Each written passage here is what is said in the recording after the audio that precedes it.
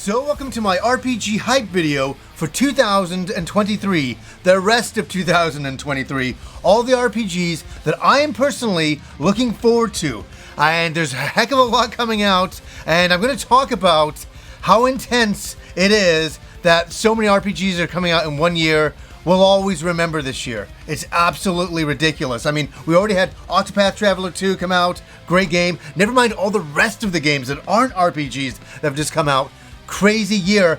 I will ask you guys, because I'm not going to mention every single RPG released this year, just the ones I'm personally excited for. I will ask you, what are some RPGs that you're looking forward to in the rest of 2023, and especially some that I don't mention. I want to know about some that I may have been missing. Let me know down below. Now, the first thing I'm going to talk about is a really big deal to me, and one that I'm so hyped about that I can't even handle it. And I know a lot of you have already played them, and that's what's so crazy, because they already came out on PC, but now they're coming to consoles on PS4 and Switch on April 19th, and that is the Final Fantasy Pixel Remasters are finally coming out to console. The amount of times I tweeted and said, come on, like this has got to come onto console, this is insane. And I want to say something is that I know a lot of you out there know the ins and outs of every single version of these Pixel Remasters. Sometimes they're missing things, sometimes they're gaining things.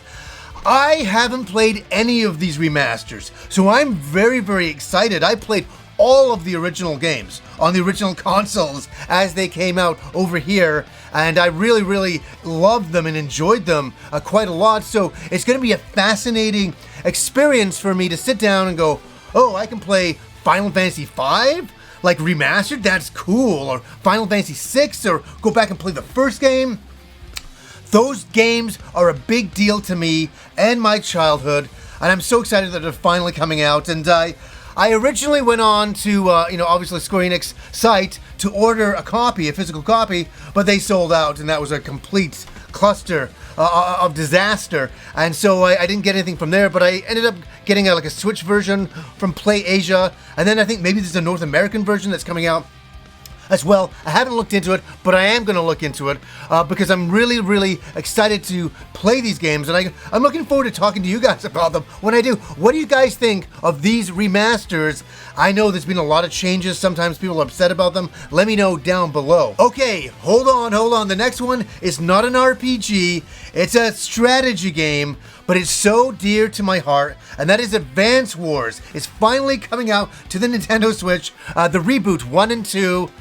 And that's coming out April 21st.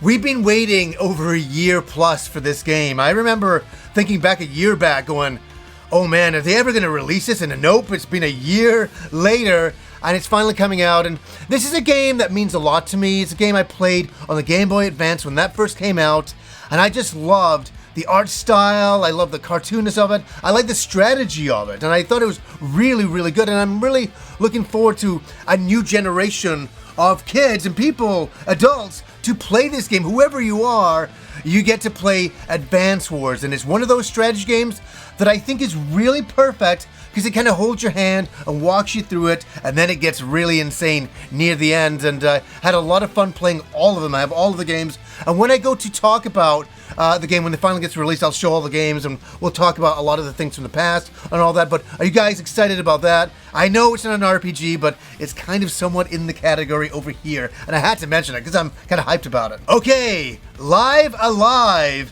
is coming out once again. It was on Nintendo Switch, and now it's coming out for PS5, PS4, PC on April 27th. And that's only a great thing for everybody who has not played this game. It nearly got my Game of the Year last year. I know, even beating Elden Ring in my mind, it's ridiculous. And I knew it was a ridiculous choice for me. But I really connected with this game. And I know a lot of people that really have not connected to it. In fact, my good friend Andrew, for Christmas, I bought him the game. I had it sent to him on Amazon because I was that much of a believer. And he was playing it when he came over to stay with me for a bit. He's like, yeah, this is a really charming game. It really takes you back to that era. And know that it's a very old school game, given a remaster treatment, and I think it's really a lot of fun. It's nice to go in and play everybody's little lives in there for a couple of hours, finish them, move on to the next. So it's one of those games you could play for a couple of hours on a night, finish one of the lives in it, and feel fulfilled and feel like you did something, and then at the end they all come together and you go to finish the game. High recommendation for Live Alive if you like old school games. It's one of those ones that, again, went under the radar for most people, but now it's on every single console, every single thing ever. Check it out. It's totally worth it. May 9th, big day for me personally, and for a little friend of mine, Adol here, because Ys 9 Monstrum Nox gets released on PS5 and gets that updated treatment on there. And I had already played the remastering kind of onto PS5, and I thought it was really fantastic. But of course, I'm gonna go and buy another copy of it to have on a physical copy for PS5 because I love the Ys series and I stand behind it. Monstrum Nox is a very, very solid game. It is. And yes, you do get out of the city. Everybody always asks me that. Do you ever get out of the city? Even I asked myself that when I was first giving my first thoughts on the Japanese version of it. Do we ever get out of the city? Yes, you do. And it really opens up. And all the different characters' abilities in there, traversing the city. It gets really, really fun. And it's kind of the extension of Ys and where they're going with it. And it's going to be interesting to see where they go with Ys 10 Nordics. Now, May 12th is the biggest day ever. There's a couple of big days this year. Some huge ones. May 12th is a huge one because The Legend of Zelda Breath of the Wild 2 Tears of the Kingdom is coming out. A great action RPG series. One of the biggest series ever. And one from my childhood. And one that changed me in that I said that Breath of the Wild is my favorite Zelda game of all time, and I still stand behind that, and it's one of my favorite games of all time. Huge, I know. I remember when I originally played it, people were like, no, you're crazy for saying that. And I stood in a forest getting really hyped up for it because I really believed in the game, and I thought it was so extraordinary, and it was everything I ever wanted in a Zelda game. What am I expecting from Breath of the Wild 2? I'm guessing more of the same and a lot more. I don't really know. I'm not going in with huge expectations, expecting it to be a different game. It's going to be Breath of the Wild. It's going to be more of that. And here's where I say I was kind of worried about this year in a way. I was kind of sweating, thinking, oh my God, I finished every Zelda game, and I've got to finish this game, and how big is this game going to be? How long is it going to take me?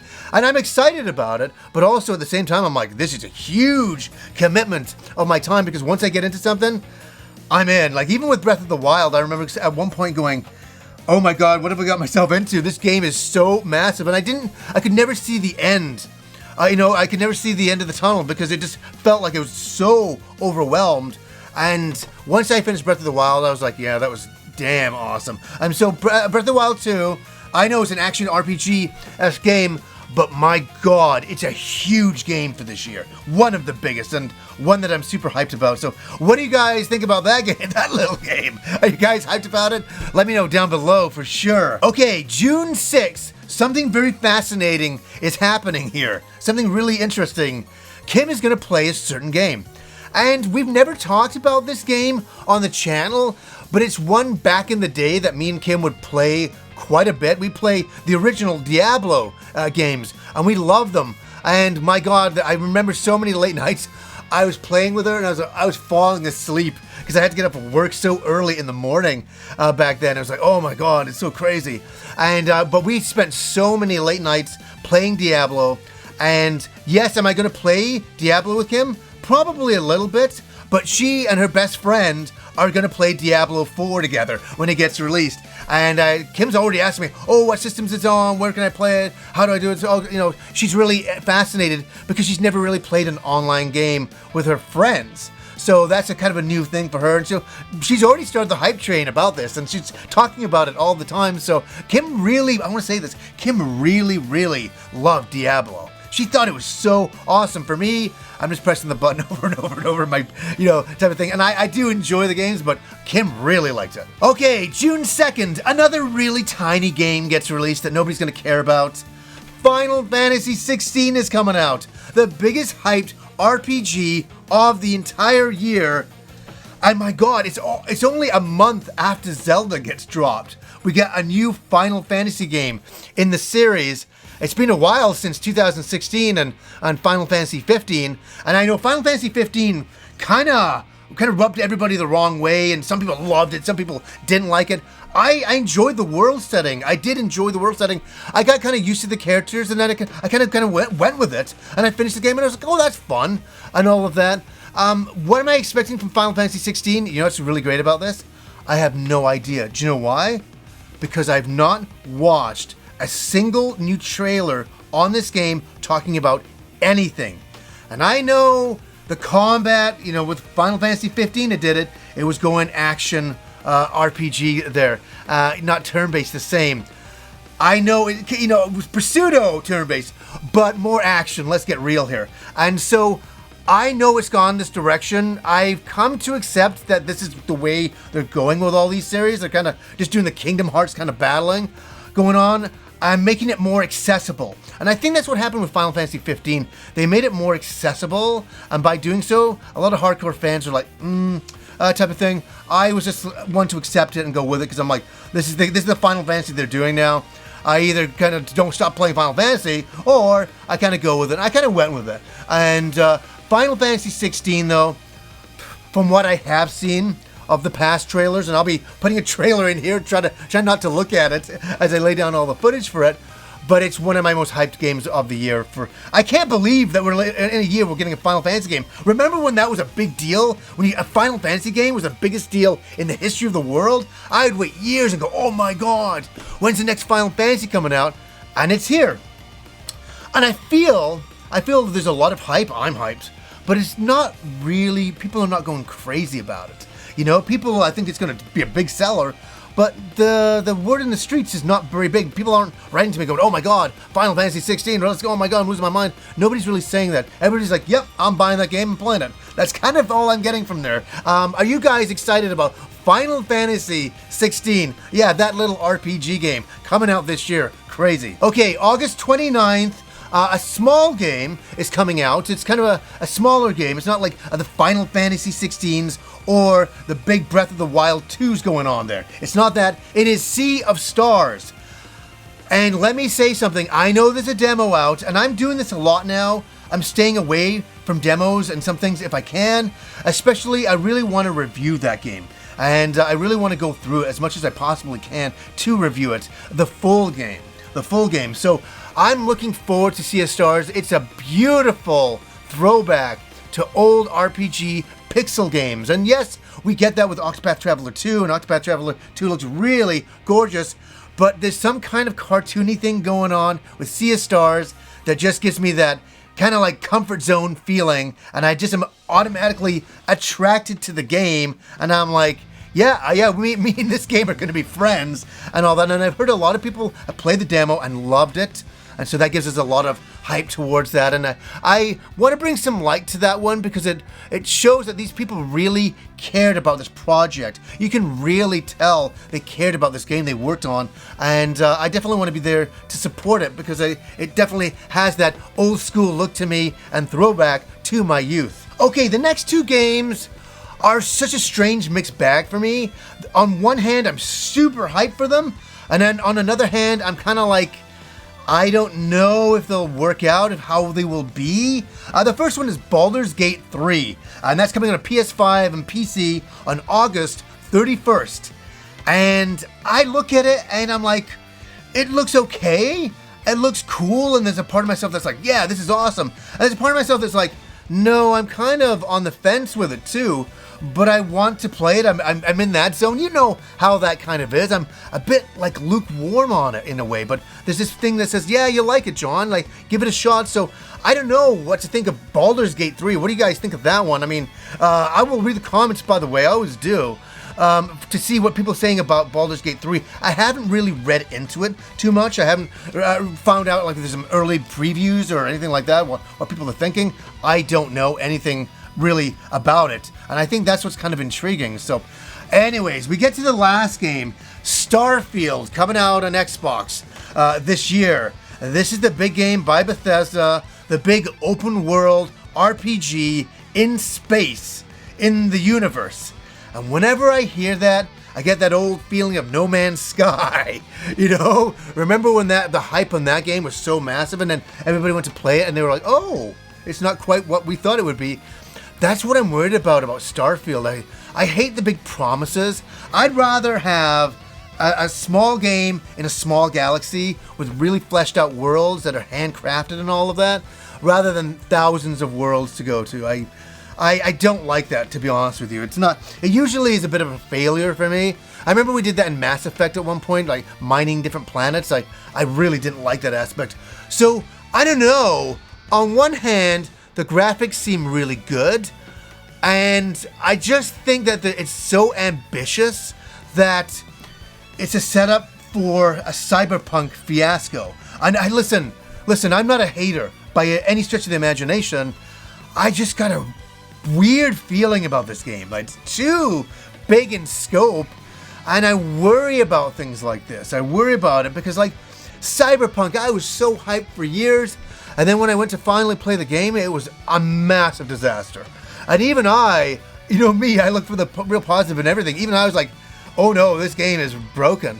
And I really hope that's not the case with Starfield. I hope they don't rush it out and say, oh yeah, we'll patch it later. I hate that. Remember when games used to ship and they'd be finished and would never need an update? I have so many of them on cartridge here. So many of them. And yeah, so I don't know what to think about Starfield. It's my last game to talk about, the big hype of the year, and my most worrisome game. It's my most worrisome game that I'm like, I don't know, I'll jump in. But you know what? I can say this. When I was a little kid, I would wait years for RPGs to come out. Years. And we live in a time where, look at this year, the Final Fantasy Pixel Remasters. We get a big Zelda game, we get a big Final Fantasy XVI game, and we get so many games in between. What a time to be a video game player, and that's one that I don't take for granted, and I think we're very, very lucky to live in this time to get these kind of games and all of that. But that's for sure. I mean, when I was a kid, it was just, I would wait months and months and years for RPGs. I'm like, when's Final Fantasy 3 coming out? Which was Final Fantasy 6 in Japan. We got it as Final Fantasy 3 here. I felt like I was waiting a millennia for that. And when it finally came out, I had not heard the music. I had not seen any trailers. I just played the game, and it was so cool. And that's actually why I'm excited to play the remasters of those to see what they're like. But what a time we live in. Fantastic. I'm super hyped up, and I can't wait to play some of these games. What do you guys think? What are your big RPGs that you're looking forward to this year that I have not mentioned? Let me know down below. So anyways, guys, until next time.